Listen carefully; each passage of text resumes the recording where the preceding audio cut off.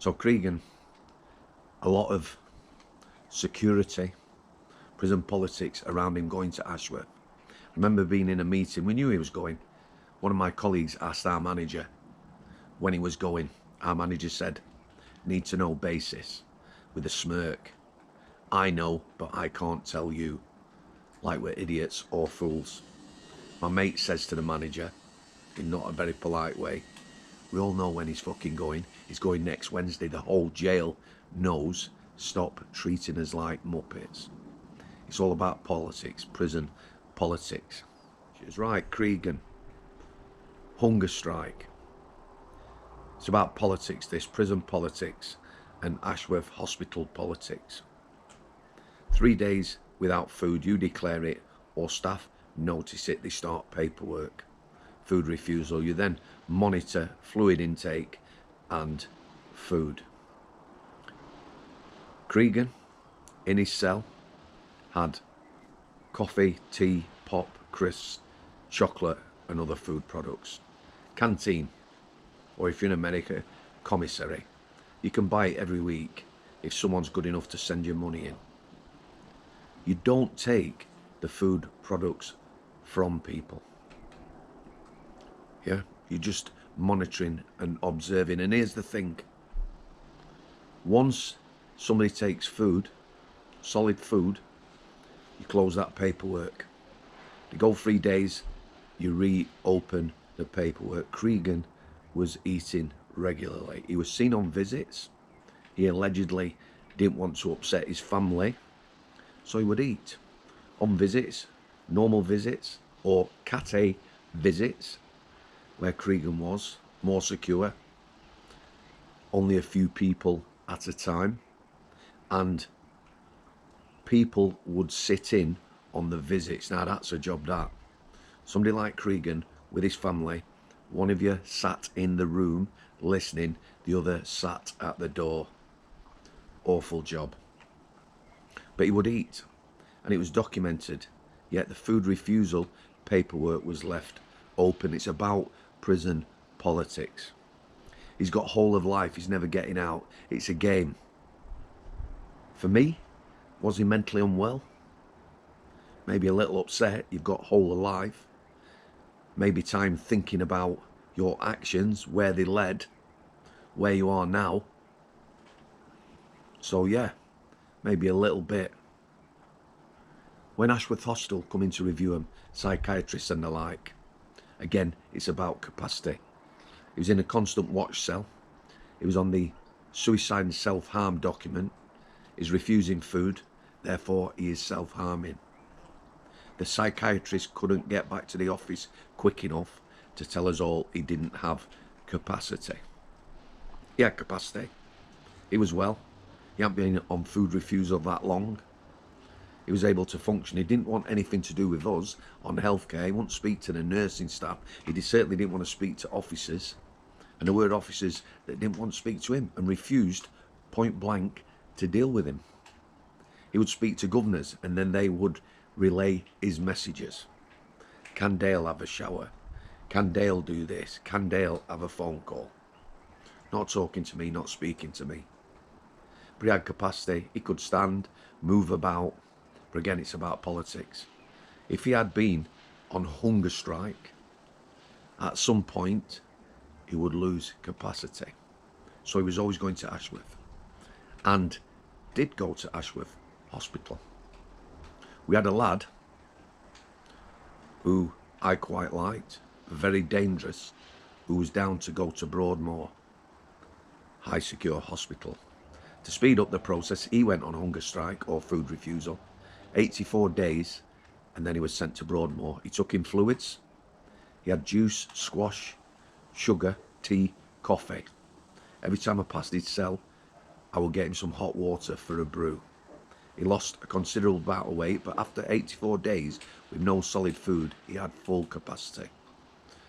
He would have a shower every couple of days. He did a very light cell workout, so as not to lose as much muscle mass, possibly.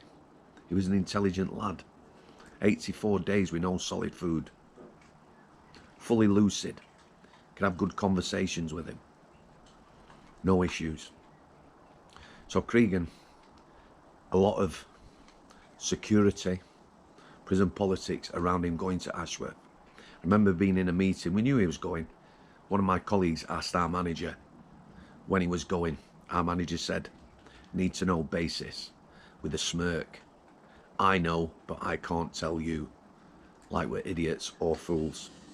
My mate says to the manager, in not a very polite way, we all know when he's fucking going. He's going next Wednesday. The whole jail knows. Stop treating us like muppets.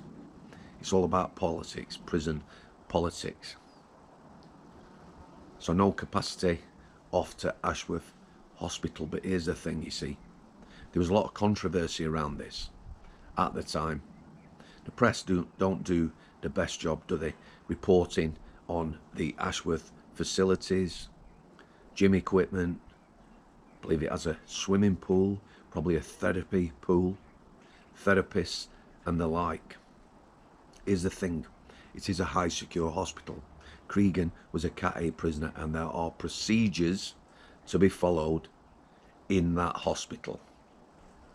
He's not sat at the poolside in a gown with a cocktail eating his curry takeaway. Yeah, because takeaways got mentioned as well. There was a big issue at that time.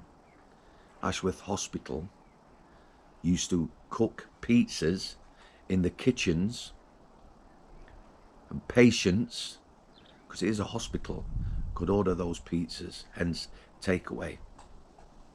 A lot of hospitals, mental hospitals, get takeaway. I've worked in forensic units, Friday night, Saturday night. You know, the patients who have got money, you'd order a takeaway and staff would have a takeaway. It's a hospital. But it's in the high security estate and he was a Cat A prisoner. He's not wandering or being pushed in a wheelchair around the grounds with a blanket over him by a pretty young nurse. It's not happening. So yeah, a lot of politics involved, but then there's the other side of it that people forget, and they should mention this. The fact he's going to a high security hospital, he will be required to participate, sit in with psychologists and psychiatrists, buzzing because they're interviewing Cregan. Looks good on their CVs. Used to get that Strangeways where I worked. Psychologists and psychiatrists dealing with the most famous, infamous and dangerous. You know, Joe Bloggs from Salford who needs help. No chance of any therapy. Just the high profile cases, it was sickening. So yeah, he's going to be participating in them. And there might be a requirement, because he's mentally unwell now, he's gone to a high secure hospital to take medication. And the people there, do you think he's socialising with them people? Seriously ill people, dangerous individuals, unpredictable. The staff are trained to deal with them. There's the medication he would be required to take. Like I said, awful side effects. Most antipsychotics and the like, the biggest and worst side effect for many people, lads and lasses, is the amount of weight you put on. Look at a piece of toast, put a stone on, soul destroying.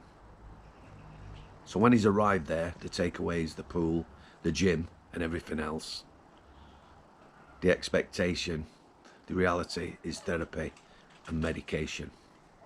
And he's soon going to get bored with that because there's nobody there who knows who he is or who cares who he is. They're not bothered. Just another patient. So Ashworth Hospital, yeah. He went. He didn't need to go, I believe. I'm not trained psychologist or psychiatrist, but got enough experience to know when someone's playing the game. I'm just going to leave it there, guys. Hope this is insightful. You know, high security hospitals are no joke, full of dangerous people, an expectation that you will participate, take meds and other things. And again, antipsychotics, for me and you, people who are reasonably sane, awful. Side effects are awful, make you feel awful. Some people sadly need them just to exist. God bless you all. God bless everybody in prison who's mentally unwell. Everyone who's in a psyche ward, unit, mental hospital who's unwell. Not enough facilities. Nobody cares. Thanks for coming. I'll sit there.